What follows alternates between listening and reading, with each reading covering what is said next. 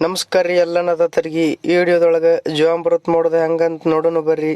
Almost ಎಲ್ಲರಿಗೆ ಗೊತ್ತಿರ್ತೈತಿ, ಆದ್ರೂ ನಾ ಸ್ಟೆಪ್ ಬೈ ಸ್ಟೆಪ್ ಮಾಡೋದು ಹೆಂಗಂತ ಹೇಳ್ತೇನೆ ಬರ್ರಿ. ಮೊದಲಿಗೆ 10 kg ದೇಸಿ ಆಕಳ ಹೆಂಡಿಯನ್ನು ತಗೊಂಡ ಅದನ್ನು ಸಣ್ಣಗೆ ಈ ಥರ ಎಲ್ಲ ಕಲಸ್ರಿ, ಗಂಟಿಲ್ದಂಗೆ ಕಲಿಸಿ ಅದ್ರೊಳಗೆ ಹಾಕ್ರಿ. ನೆಕ್ಸ್ಟ್ 10 ಲೀಟರ್ ದೇಶಿ ಆಕಳ ಗೋಮೂತ್ರ ತಗೊಂಡ ಅದನ್ನ ಇದ್ರೊಳಗೆ ಹಾಕ್ರಿ. 2 kg ಆರ್ಗ್ಯಾನಿಕ್ ಬೆಲ್ಲ ತಗೊಂಡು ಅದನ್ನ ಈ ತರ ಜಜ್ಜಿದ ನಂತರ ಅದನ್ನು ಆ ಬೆರಳದೊಳಗೆ ಹಾಕೊಳ್ರಿ. ಈ ತರ ಅದನ್ನ ನೀರೊಳಗೆ ಕಿವುಚಿ ಎಲ್ಲ ಕುಡುವಂಗ ಹಾಕೊಳ್ರಿ. ನೆಕ್ಸ್ಟ್ 2 kg ಕಡಲೆ ಹಿಟ್ಟು ತಗೊಂಡ ಅದನ್ನ ಒಂದು ಬಕೆಟ್ ಒಳಗೆ ಕಲಸ್ಕೊಳ್ರಿ. ಈ ತರ ಗಂಟಿಲ್ದಂಗೆ ಕಲಸ್ಕೊಂಡು ಅದನ್ನು ಕೂಡ ಈ ಬೆರಳದೊಳಗೆ ಹಾಕೊಳ್ರಿ.